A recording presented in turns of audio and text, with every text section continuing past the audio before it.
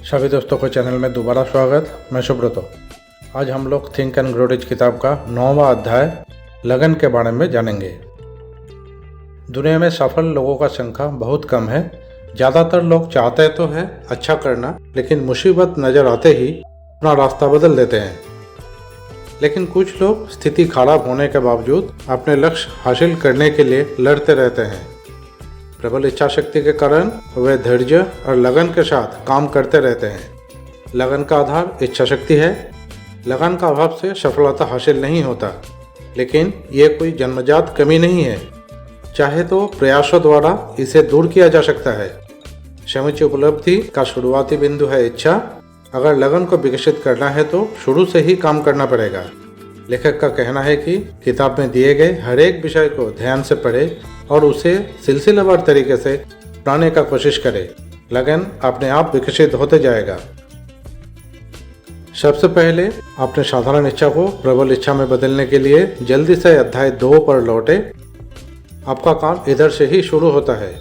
लगातार 6 प्रैक्टिकल सिद्धांत पर काम करते रहे। इंसान में लगन का अभाव एक कमजोरी है। इसे दूर करने के लिए इच्छा की आग को बढ़ाते जाए।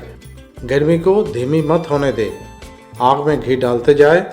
इसे विकसित करने के लिए आत्म सुझाव, अवचेतन मस्तिष्क और मास्टरमाइंड का समूह वाले चैप्टर में दिए गए निर्देशों का पालन करें।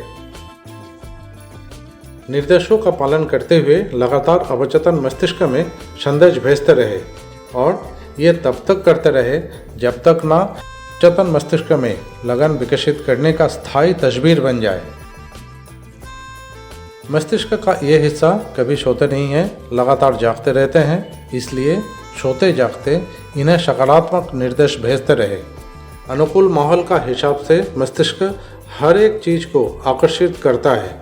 अगर मस्तिष्क में ध्यान का चेतना नहीं होगी तो बड़े आसानी से गरीबी का चेतना बिना कुछ प्रयास किए ही अपने आप आ जाएंगे।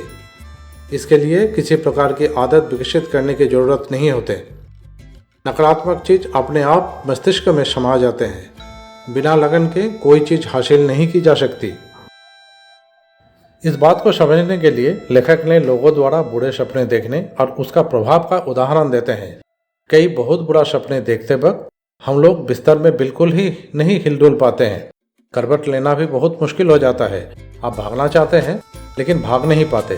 काफ़ी देर बाद हम उस स्थिति से कुछ हद तक निकलने में कामयाब होते हैं, शरीर हिलाने में सक्षम होते हैं।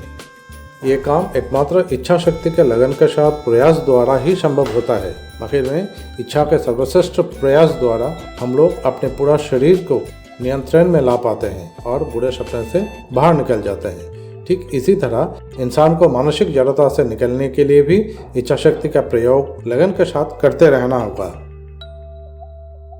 हारने के बाद दोबारा उठकर जीतने वाला लोगों को ही दुनिया पूछते हैं। अगर लगन नहीं होता तो ये लोग कभी उठ नहीं पाते।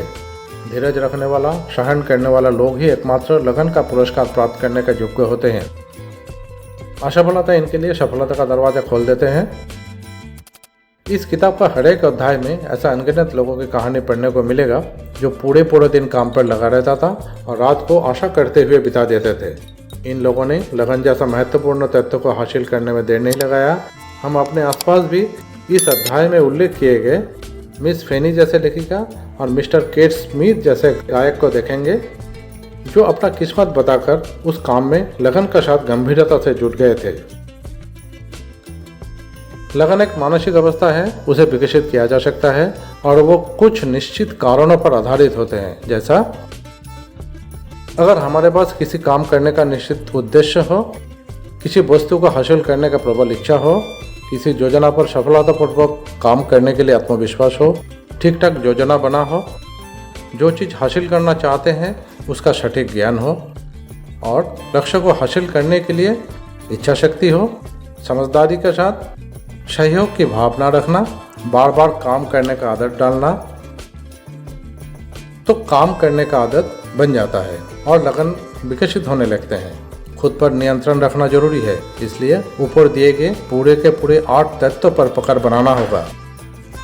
और भी बहुत सारे अंदरूनी शत्रु से ईमानदारी से सामना करना और उन आदतों से छुटकारा पाना होगा जो पिछली अध्याय में असफलता का 31 प्रमुख कारणों में से था।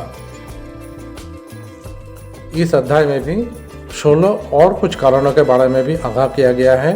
अगर व्यक्तिगत महत्वाकांक्षाओं को जीवित रखना है, जिंदगी को अपने हिसाब से जीना है, तो आलोचना का डर से बचना होगा। लोग क्या कहेंगे, उससे प्रभावित होने से बहुत बड़ा नुकसान हो सकता है। गलत जीवन साथी का चुनाव, पढ़ाई छोड़ने के बाद वयस्क शिक्षा हासिल करने में नज़रअंदाज करना, बिजनेस करने में जोखिम ना उठाना, खुद के लिए उच्च लक्ष्य ना बनाना आदि इन सूची में शामिल है। आलोचना का अंदरूनी डर को बाहर फेंककर अपनी मनचाही जिंदगी जिए। मुझे व्यक्तिगत रूप में ये किताब पढ़कर ये महसूस हुआ कि काश ये किताब पहले ही हाथ में आ जाता। विद्यार्थियों ने अगर स्कूली शिक्षा के साथ साथ आत्मविकास के फॉर्मूले जान पाए तो समाज में बहुत जल्द सुधार आ सकता है।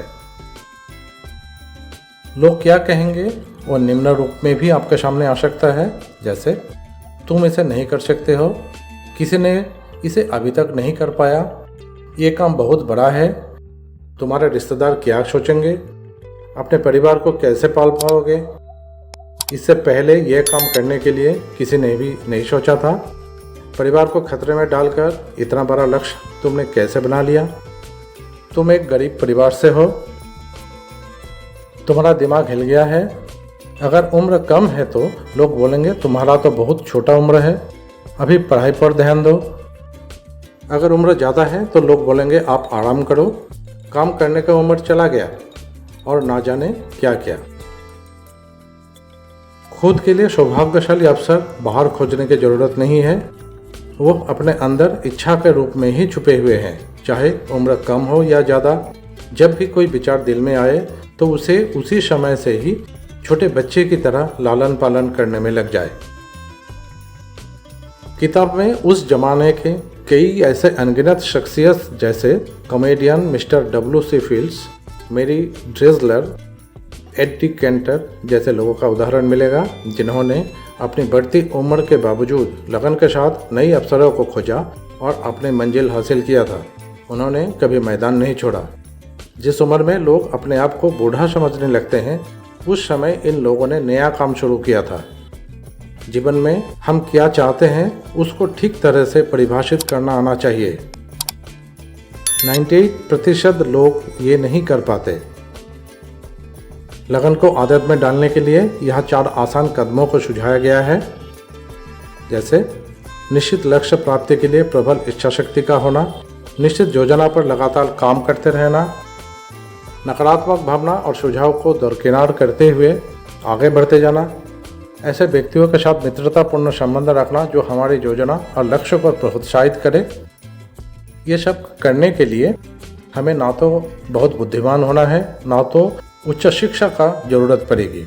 अगर दिल से किए गए प्रयास में लगन हो तो शून्य से शुरुआत करने के बावजूद आदमी शिखर तक पहुंच सकता है। लगन वाले अध्याय में आज बस इतना ही। इस किताब का अगले चैप्टर के साथ आपके साथ दोबारा मुलाकात होगा। आपका सुझाव का इंतजार रहेगा। तब तक स्वस्थ रहिए, खुश रहिए, परिवार का ख्याल रखिए। धन्यवाद।